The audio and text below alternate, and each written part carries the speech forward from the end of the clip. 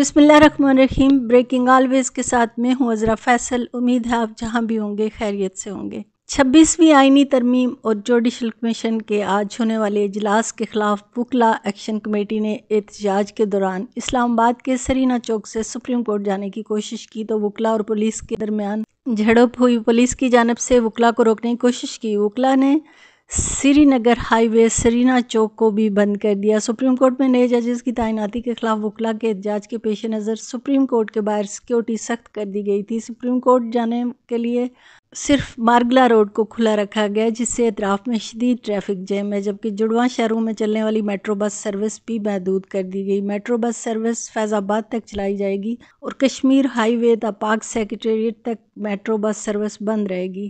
شارع دستور پر سیکورٹی کے بھاری انتظام کیے گئے۔ سرینا چوک ایکسپریس چوک نادرا چوک سے ریڈ زون انٹری بند کر دی گئی۔ ریڈ زون بند کرنے کے باعث ٹریفک روانگی متاثر ہو گئی ہے۔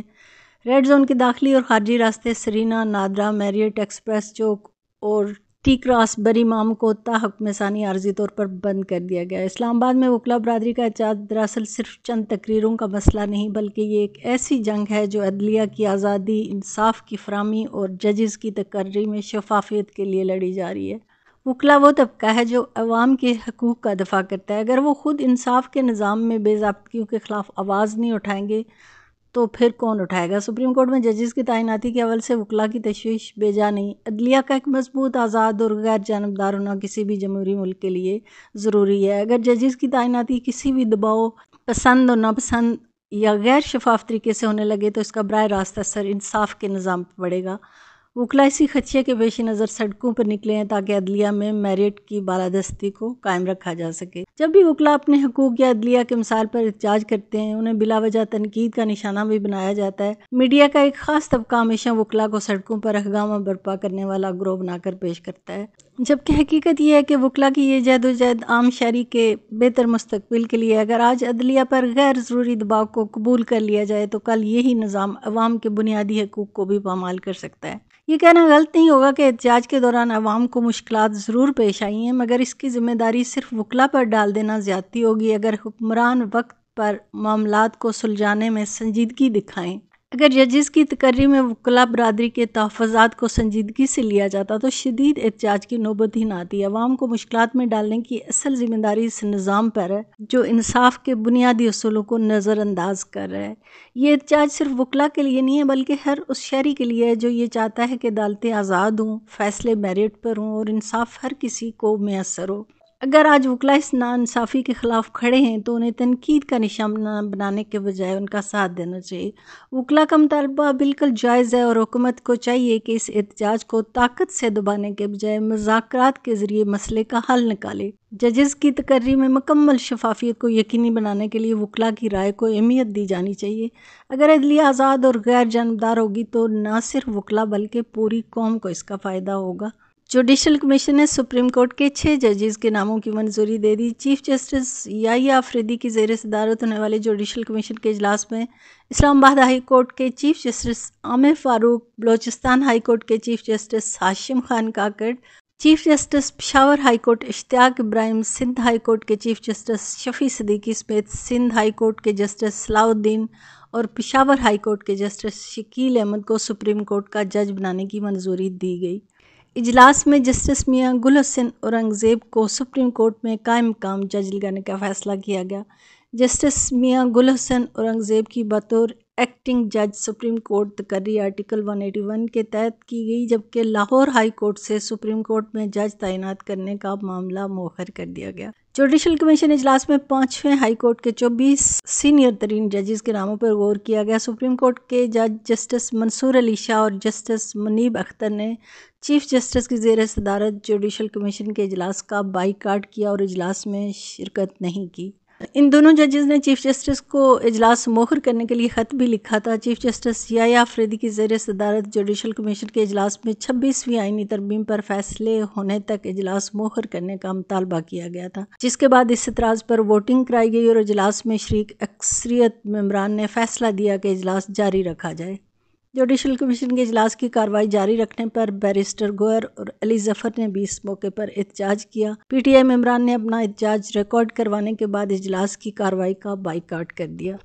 اور پاکستان تحریک انصاف کے بانی چیئرمین عمران خان نے چیف جسٹس یا آفریدی کو پیغام دیا کہ وہ فیصلہ کرے کہ آیا وہ رول آف لاء کے ساتھ کھڑے ہیں یا نہیں۔ راولپنڈی کی اڈیالہ جیل کے باہر عمران خان کی ہمشیرہ علیمہ خان نے میڈیا سے گفتگو کرتے ہوئے کہا کہ عمران خان آزادی کی جنگ رکھنے کے عزم پر قائم ہیں اور انہوں نے عوام کے تعاون پر شکریہ ادا کیا ہے۔ عمران خان نے واضح کیا کہ وہ اپنے کیسز کا سامنا کریں گے لیکن کسی قسم کی ڈیل نہیں کریں گے۔ انہوں نے آرمی چیف کو ایک اور خط لکھنے کا عندیہ دیا جس کا مقصد فوج اور عوام کے درمیان فاصلے کم کرنا ہے۔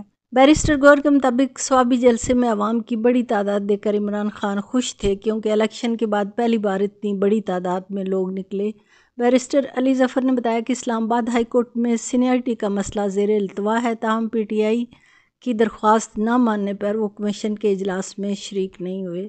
2025 کا آغاز سیاسی بے یقینی، معاشی مشکلات اور قانونی جنگوں کے ساتھ ہوا۔ عمران خان کی عدلیہ اور فوج کے حوالے سے تازہ بیانات، ملک میں مہنگائی کی موجودہ لہر اور عوامی سطح پر سیاسی بیداری میں اضافہ، یہ سب عوامل ملک کے مستقبل کی سمت کا تعین کر سکتے ہیں۔ عمران خان کا چیف جسٹس کو رول آف لاء کے ساتھ کھڑے ہونے کا پیغام دینا ایک بڑی سیاسی پیش رفت ہے۔ اس بیان سے ایک طرف عدلیہ پر دباؤ بڑھانے کی کوشش نظر آتی ہے، دوسری طرف یہ ایک مثبت رجحان ہے۔ دنیا کے ترقی یافتہ جمہوری معاشروں میں عدلیہ کی آزادی اور قانون کی حکمرانی بنیادی ستون سمجھے جاتے ہیں۔ اگر پاکستان میں واقعی قانون کی بالادستی قائم ہو جاتی ہے اور تمام فیصلے آئین اور انصاف کے مطابق کیے جاتے ہیں تو یہ نہ صرف جمہوریت کے استحکام کے لیے بہتر ہوگا بلکہ عوام کا عدلیہ پر اعتماد بھی بڑھے گا۔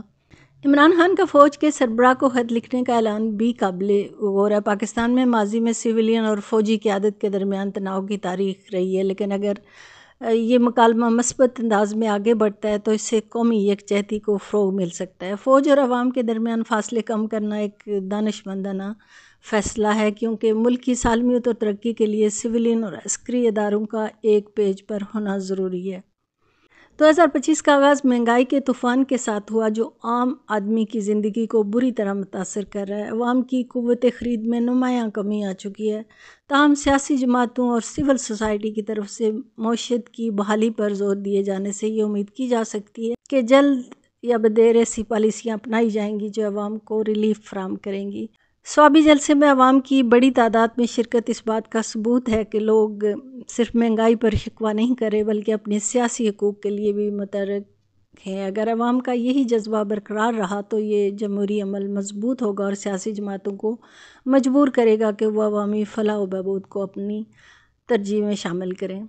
اسلام آباد ہائی کورٹ میں سینئرٹی کے مسئلے پر تنازع ایک اہم معاملہ ہے۔ کسی بھی ملک میں عدلیہ کی آزادی اور تقرریوں میں شفافیت بنیادی اہمیت رکھتی ہے۔ پی ٹی آئی کی جانب سے اس معاملے پر احتجاج اس بات کو ظاہر کرتا ہے کہ ملک میں سیاسی جماعتیں عدالتی نظام پر اثر انداز ہو رہی ہیں جو ایک غلط تاثر ہے۔ اگر عدلیہ اپنی خود مختاری کو برقرار رکھتی ہے اور تمام فیصلے آئین کے مطابق کیے جاتے ہیں تو اس سے نظام میں اعتماد بحال ہو سکتا ہے۔ اگر عدلیہ واقعی قانون کی بالادستی کو یقینی بناتی ہے، سیاسی قیادت قومی مفاد کو مقدم رکھتی ہے اور عوام اپنے سیاسی بیداری کو برقرار رکھتے ہیں تو یہ سال پاکستان کے لیے بہتر ثابت ہو سکتا ہے۔ پاکستان کی تاریخ میں کئی مشکل ادوار آ چکے ہیں لیکن ہر بار قوم نے استقامت اور حوصلے سے ان چیلنجز کا سامنا کیا اور امید ہے کہ آئندہ بھی ایسا ہی ہوگا۔ پاکستان تحریک انصاف نے مینار پاکستان پر جلسے کی اجازت نہ ملنے پر پورے پنجاب میں احتجاج کا فیصلہ کیا ہے۔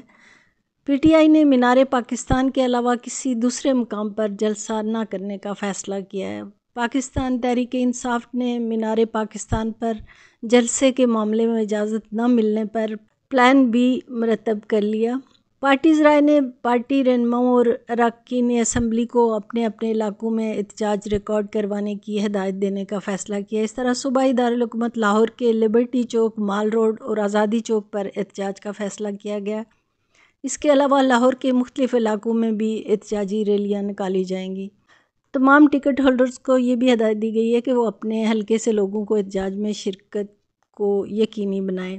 چند روز قبل لاہور کی ضلعی انتظامیہ نے پاکستان تحریک انصاف کو مینار پاکستان پر جلسے کرنے کی اجازت دینے سے انکار کیا تھا، جس کا نوٹیفیکیشن بھی جاری کر دیا گیا تھا، جس کے مطابق ضلعی انٹیلیجنس کمیٹی کی تجاویز کو مد نظر رکھ کر فیصلہ کیا گیا تھا کہ سیکیورٹی خدشات پر پی ٹی آئی کو جلسے کی اجازت نہیں دی جا سکتی۔ ڈی سی لاہور کا کہنا تھا کہ 8 فروری کو لاہور میں cricket match, international speakers conference اور ہارس اینڈ کیٹل شو جیسے اہم ایونٹس منعقد ہونے تھے۔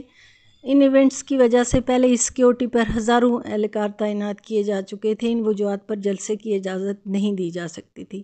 ضلعی انتظامیہ کی جانب سے مینار پاکستان پر جلسے کی اجازت نہ دینے پر پی ٹی آئی رہنماؤں کا کہنا تھا کہ وہ اس سلسلے میں قانونی راستہ اختیار کریں گے اور جلسے کے انعقاد کے لیے مزید اقدامات کیے جائیں گے۔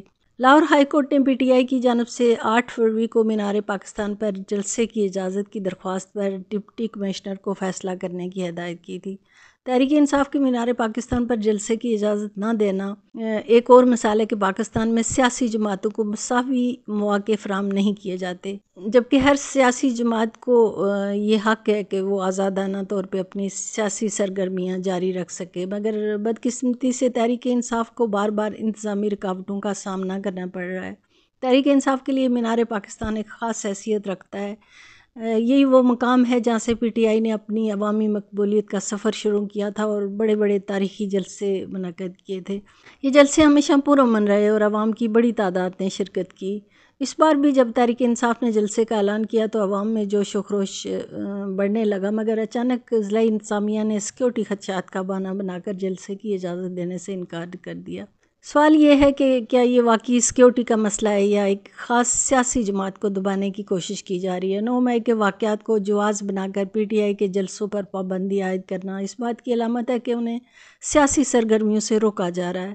اگر ایسا ہی رہا تو دیگر جماعتوں کی ماضی میں ہونے والی سرگرمیوں پر بھی نظر ڈالنی چاہیے، مگر ایسا نہیں کیا جا رہا۔ تحریک انصاف نے جلسے کی اجازت نہ ملنے کے بعد پنجاب بھر میں احتجاج کرنے کا اعلان کیا ہے، جو کہ ان کا حق ہے۔ ایک سیاسی جماعت کو اپنے موقف کے اظہار کے لیے جلسے، جلوس اور احتجاج کرنے کی آزادی ہونی چاہیے۔ تحریک انصاف نے عندیہ دیا ہے کہ وہ قانونی راستہ اختیار کرے گی اور عدالت سے رجوع کرے گی۔ ماضی میں بھی عدلیہ نے کئی بار سیاسی جماعتوں کو عوامی اجتماعات کی اجازت دی ہے۔ اگر تحریک انصاف کو انصاف ملا تو یہ نہ صرف پارٹی بلکہ جمہوری اقتدار کی بھی جیت ہوگی۔ تحریک انصاف کا جلسہ روکنے کا فیصلہ غیر منصفانہ ہے۔ بہتر یہی ہوگا کہ حکومت اور ضلعی انتظامیہ اپنی روش بدلے اور جمہوری عمل کو آگے بڑھنے دے، ورنہ تاریخ ایسے اقدامات کو اچھے الفاظ میں یاد نہیں رکھے گی۔ اجازت چاہوں گی، ویڈیو پسند آئی ہو تو سبسکرائب ضرور کیجیے گا۔ جہاں رہیں خوش رہیں۔ اللہ نگہبان۔ پاکستان زندہ باد۔